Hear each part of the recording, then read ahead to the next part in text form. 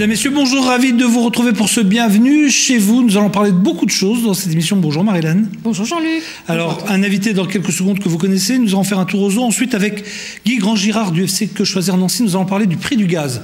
Est-il normal qu'il prenne 10% comme ça sans que personne ne dise rien? Lui, il dit des choses. On verra ça avec lui tout à l'heure. Et puis, on reviendra sur la destination de Malte que vous verrez, vous savez, lundi prochain, le 24. Bienvenue chez vous se déroulera depuis l'archipel de Malte. Marie-Hélène, notre invitée. Alors, notre invité, c'est quelqu'un, effectivement, que vous connaissez, si vous êtes lorrain et fidèle à RTL, puisqu'il était venu nous présenter, il n'y a pas très longtemps, Le Choix des âmes, un très beau roman. C'est Olivier Larizza. Bonjour Olivier. Bonjour Marie-Hélène. Et qui revient pour un livre magnifique qui s'appelle La Cathédrale.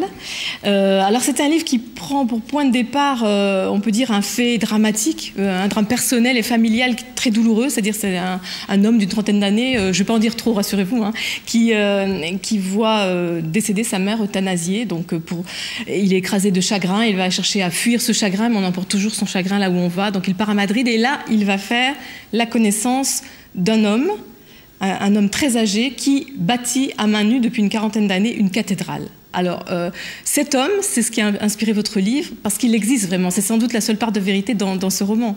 Enfin, la plus grande part de vérité, en tout cas. Il existe effectivement à Madrid, dans la banlieue, à Mejorada del Campo, je prononce mal, hein, je ne parle pas espagnol, qui veut dire la campagne améliorée, un homme qui a, par foi et par amour, décidé de consacrer sa vie à édifier une cathédrale. À main nue, oui, à main nue. À la seule force de ses bras. Il a démarré un 12 octobre 1961, le 12 octobre, qui est le jour où l'on célèbre la Vierge du Pilar et la Madone, et il continue aujourd'hui encore, et je suis effectivement allé le rencontrer il y a quelque temps.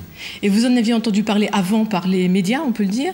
Et cette rencontre, alors, est-ce qu'elle était à la hauteur de vos espérances? Comment ça s'est passé? Vous êtes arrivé là-bas, à Madrid, enfin à côté de Madrid, et vous avez vu cet homme.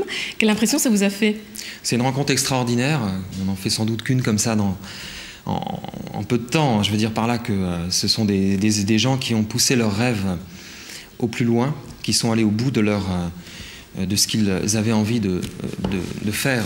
Et donc ça, c'est assez magnifique. Mais est-ce qu'il a quitté, je ne sais pas, est-ce qu'il y a quelque chose de mystique ou de mythique autour de lui? Je ne sais pas, ce personnage, il dégage quand même quelque chose quand on le lit. Alors, voilà, il y a le personnage réel qui s'appelle Justo, et dont je raconte un peu la vérité à la fin du livre, sous forme d'un reportage, et puis il y a le roman. Et dans ce roman, j'ai imaginé un personnage à partir de Justo, et ce personnage romanesque est effectivement plus un mage, qui a une vision de la vie qu'il transmet justement à ce jeune cadre trentenaire qui le rencontre par hasard. Donc ils ne se ressemblent pas du tout, hein, ils ont des personnalités très différentes. Fernando est illettré dans votre roman, mais il a une part de mysticisme en lui, parce qu'il voulait d'abord être religieux. Il a été refusé dans sa congrégation, enfin il en a été écarté. Et en fait, ces deux personnes qui n'auraient jamais dû se rencontrer vont partager beaucoup de choses et vont s'enrichir l'un l'autre. Qu'est-ce qu'ils s'apportent l'un à l'autre en fait? Qu'est-ce que ce jeune cadre va apprendre de ce vieil homme et vice-versa? C'est autant effectivement l'histoire d'une reconstruction de soi, comme on peut essayer de le vivre après un deuil, que de la construction de cette cathédrale. Et finalement, le jeune homme apprend au vieil homme à comment essayer d'affronter le monde, parce que Fernando vit replié. La société. Et construit sa cathédrale en marge de la société. Oui, sous les colibés de tout le monde d'ailleurs. Hein. Tout le monde se moque de lui, mais lui continue son œuvre. L'Église officielle ne la reconnaît pas, parce que l'Église officielle a du mal à reconnaître ce qui ne sort pas de son giron. Les autorités politiques non plus. Ils veulent la détruire même à un moment donné. Absolument. Voilà.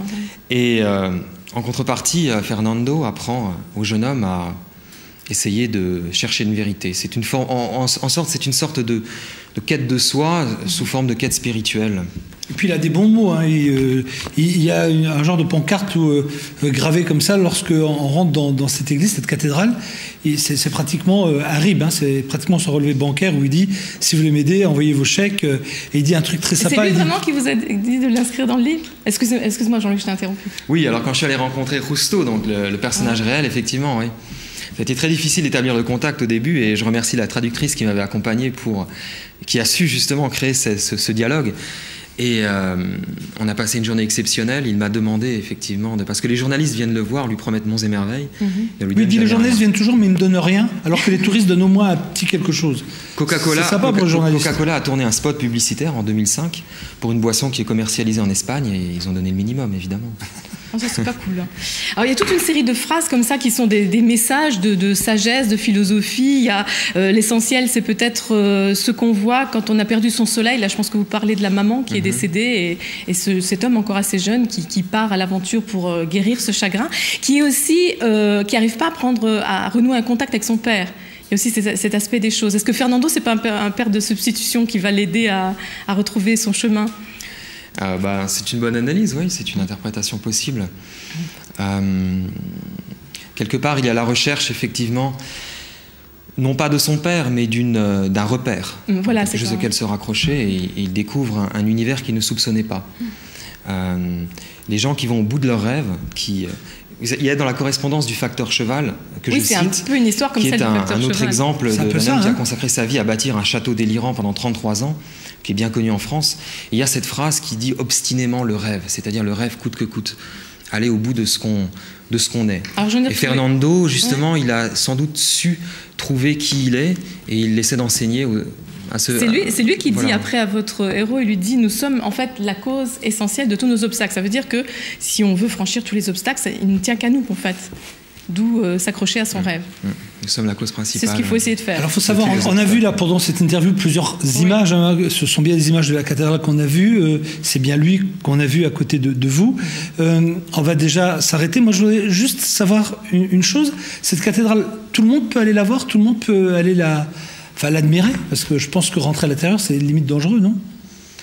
Elle est ouverte au public, elle n'est pas classée monument. Je dirais qu'elle est ouverte comme Justo a ouvert son cœur, finalement. Mais comme les briques sont à l'envers, je ne sais pas s'il faut envoyer... Il faut savoir. Oui, c'est construit de briques et de brocs. Hein.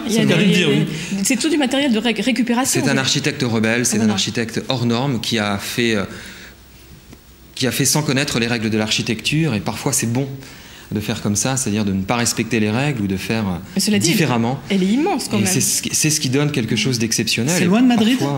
C'est à une vingtaine de kilomètres à peu près. Vingtaine de kilomètres de Madrid. Pour y aller faire un reportage. Pourquoi pas, ça serait une bonne idée. Oui, la prochaine fois qu'on va à Madrid, on va pousser un peu plus loin. Donc si on veut chercher des infos sur Internet, c'est Notre-Dame de Pilar, c'est ça hein oui, c'est pas officiel. Mais lisez le bouquin avant, comme ça vous en le bouquin, oui. Alors c'est juste avant l'été, si vous avez envie d'un bon bouquin, là franchement, ça vous emporte très très loin, loin géographiquement et loin à l'intérieur de soi-même aussi, et avec un beau message d'espoir. Merci beaucoup, Olivier Larisa, d'avoir pris un peu de temps pour RTL.